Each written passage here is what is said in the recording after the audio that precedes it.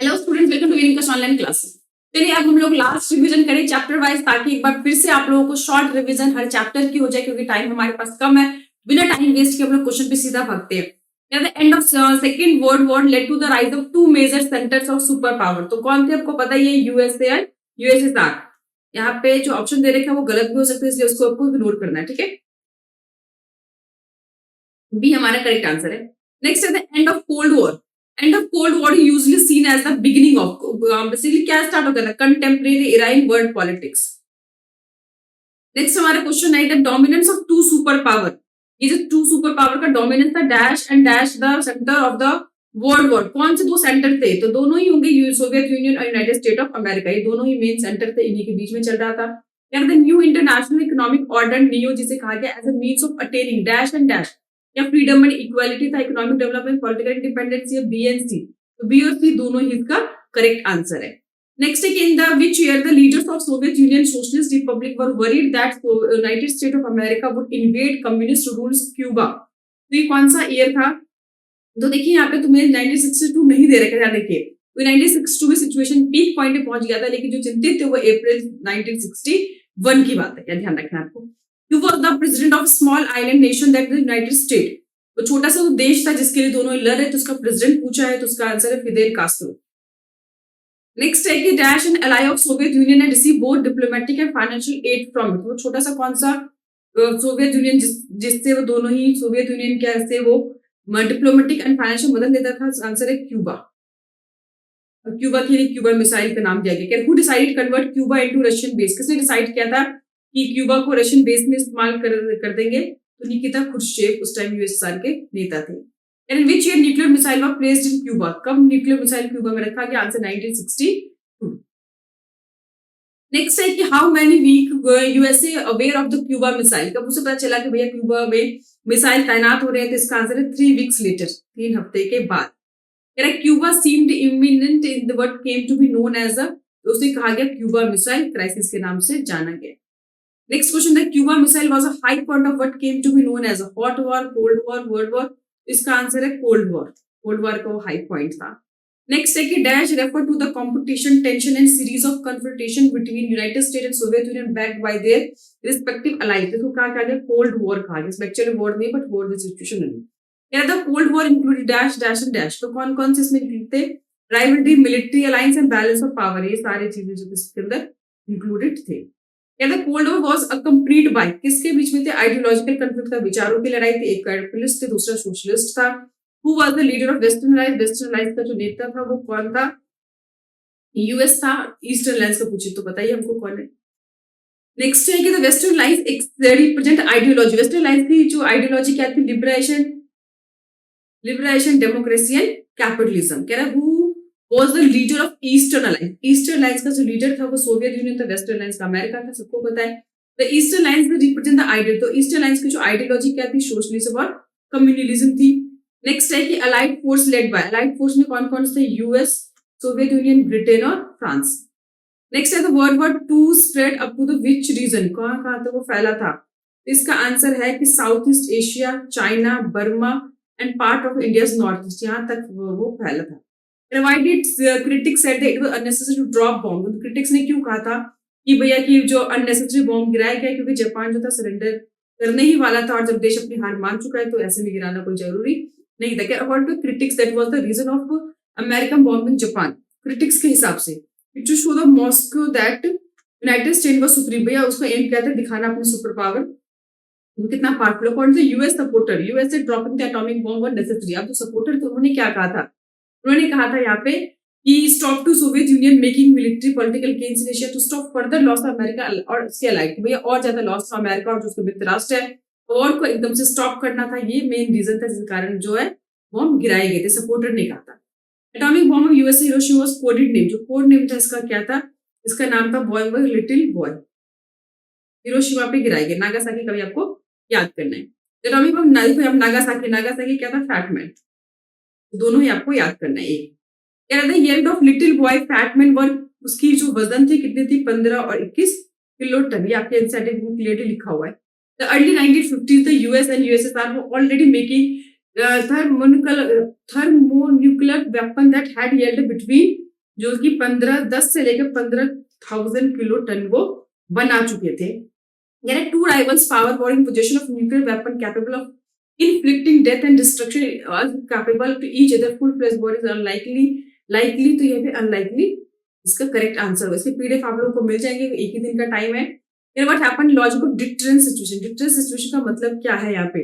Both side have capacity to retaliate against the attack. Retaliate जवाब देगा। Cause no much destruction the neither can afford to initiate war. ठीक है बिल्कुल।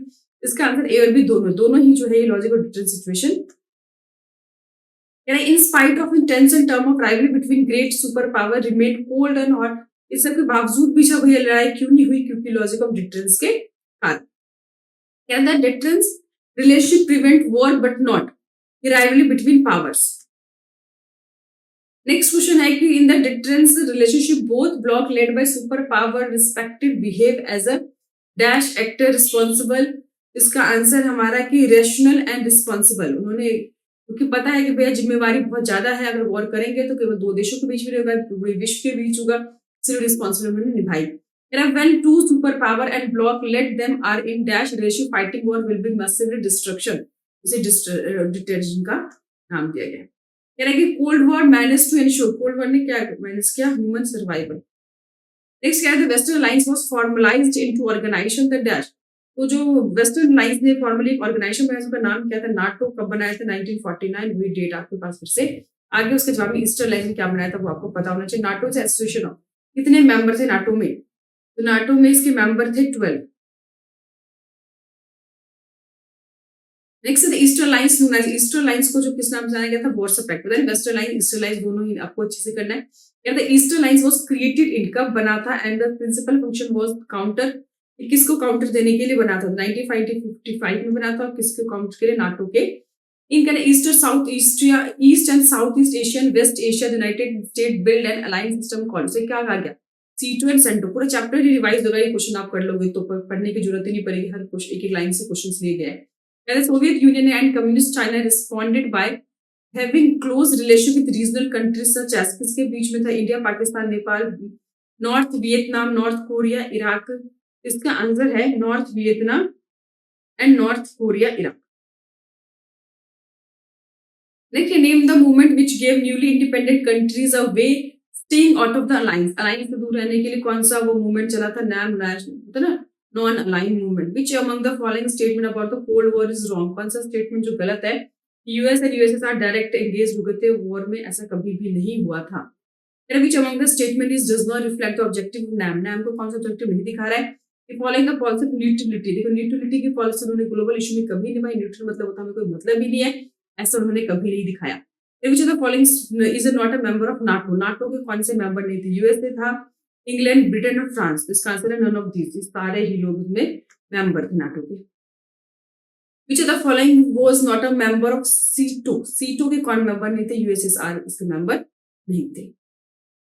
Next है, which of the following statement about the new is false. New के बारे में कौन सा स्टेटमेंट फॉल्स है? We provide the developed countries with a great role in international economic institution. In 1945 allied force including कौन कौन से इसके अंदर थे? यूएस, यूएसएसआर, दो दे रखे, बाकी जो बचे यूएस, ब्रिटेन, ठीक है।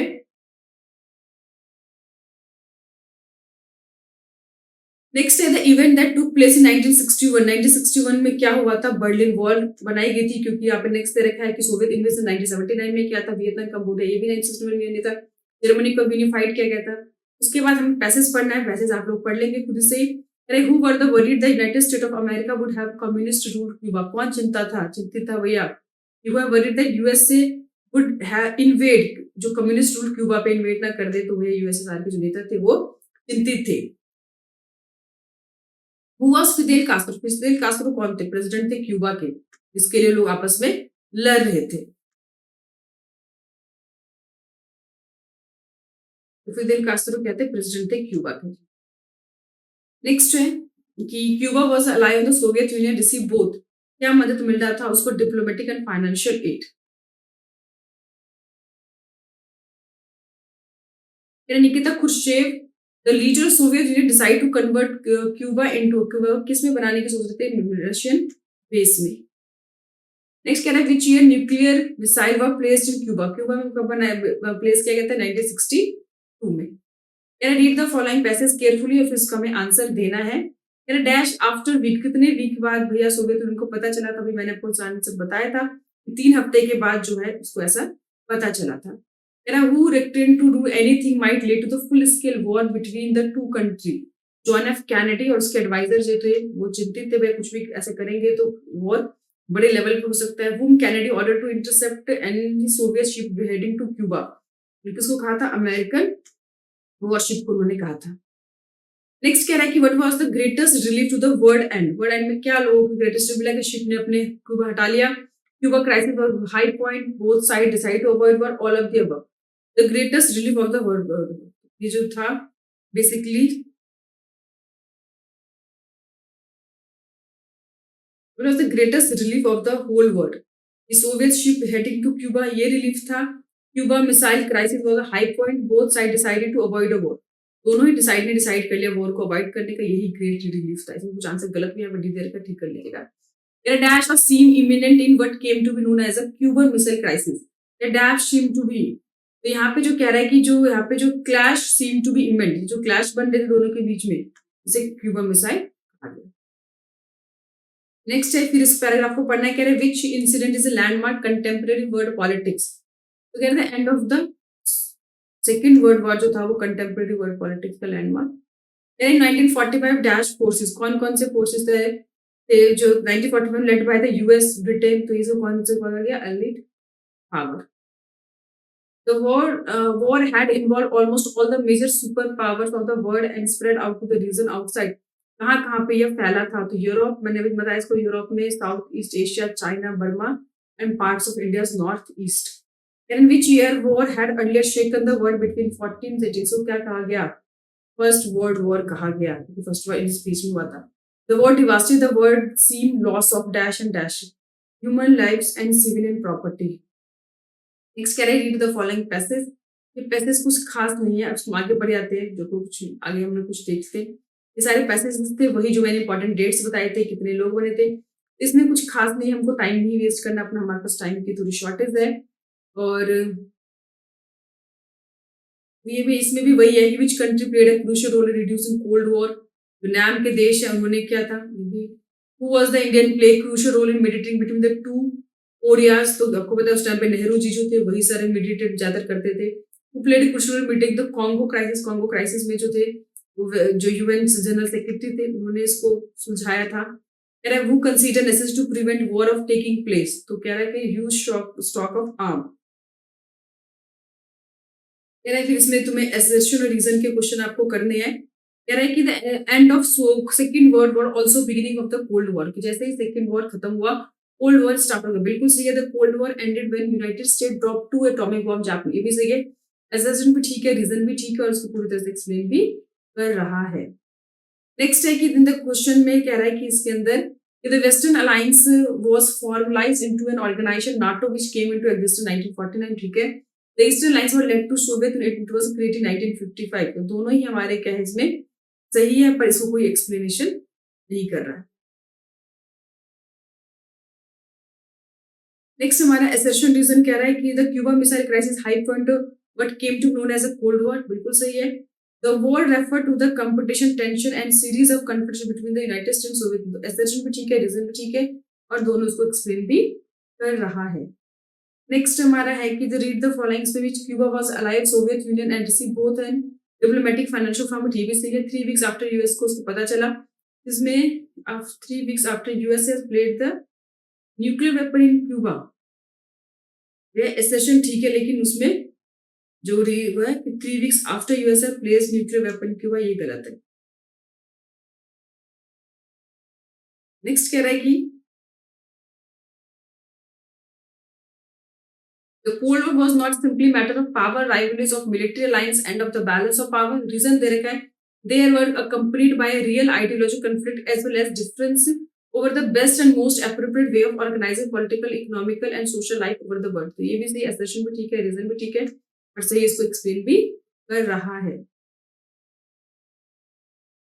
नेक्स्ट कह रहा है हमारा economic development was also vital role for the independence of new countries, ठीक है, रीजन देखते हैं कि without sustained development country could not truly free, it would remain independent on the richer country including the colonial power and with potential have been achieved. Assertion भी ठीक है, reason भी ठीक है और उसको पूरी तरह से एक्सप्लेन भी कर रहा है. नेक्स्ट कह रहा है session the Cuba missile crisis was a high point but came to be known as a cold war. बिल्कुल ठीक है. The war devastated the world terms of loss of human civilian property. Assertion भी ठीक है, reason भी ठीक है. और एक second, the Cuba missile wise Cuba से रिलेटेड है और ये came to be the cold war. तो दोनों ही इसमें सही है बट इसको कोई एक्सप्लेनेशन नहीं कर रहा है. नेक्स्ट कह रहे हैं हमारा कि जो एसेशन है कि the second war ended when Soviet state dropped two atomic bomb on the Japanese city. बिल्कुल ठीक है. The end of Soviet second war is a landmark contemporary world politics. इसमें assertion भी ठीक है, रीजन भी ठीक है और सही इसको एक्सप्लेन भी कर रहा है. नेक्स्ट हमारा कह रहे हैं इसमें कि the assertion since Cold War did not eliminate rivalry between the two allies. Mutual suspicion led to them arm themselves to the teeth and to constantly prepare for war. ये भी सही है और रीजन जो है कह रहा है कि the non align country were more than medley mediated during the cold war. Dam बिल्कुल सही है बट इन दोनों का आपस में कोई रिलेशन नहीं है. तो इसलिए हमारे स्टेटमेंट दोनों करेक्ट है बट आपस में कोई रिलेशनशिप नहीं है. नेक्स्ट हमारा है assertion कह रहा है कि the cold war was a outcome of emergency of US and US are two super rival to each other. बिल्कुल से कोल्ड वॉर के बहुत ही ऐसा हुआ था. इसे कह रहा है when two rivals power are in position of nuclear weapon capable of inflicting death and destruction unacceptable to each other a fruitless war is unlikely. तो ये assertion भी ठीक है, रीजन भी ठीक है और सही उसको एक्सप्लेन भी कर रहा है. तो नेक्स्ट हमारा assertion कह रहा है कि इसमें the two superpower keen to expanding their share of influence of the power of the world. सही है बिल्कुल. assertion तो ठीक है. assertion कह रहा है the two superpower but keen to, not keen to, not है तो ये गलत है. The smaller state allies used to link to the superpower for their own purpose. तो assertion तो इसमें जो है false है बट रीजन जो है वो बिल्कुल करेक्ट है. उसमें ध्यान से देखना है इसमें. तो यहाँ पे हमारे assertion रीजन के जो क्वेश्चन इतना कुछ खास है नहीं. उसके बाद हम लोग सेकंड जो है द एंड ऑफ बाइपोलैरिटी है उसके एमसीक्यूज और उसके कुछ इंपॉर्टेंट क्वेश्चन है उसको करेंगे बट हम लोग नेक्स्ट वीडियो में करेंगे. पहले आप लोग मुझे कमेंट करके जरूर बताइएगा कि इस तरह के चैप्टर वाइज रिविजन करें या कंबाइंड जो कोई भी पेपर उठा के हम लोग करें क्योंकि आप लोगों की जो रिविजन है वो कम टाइम पे ज्यादा से ज्यादा अच्छी होनी चाहिए. इसीलिए आप लोग मुझे कमेंट करके बताइएगा. उसके बाद में आप लोगों को चैप्टर हम लोग करेंगे. Thank you.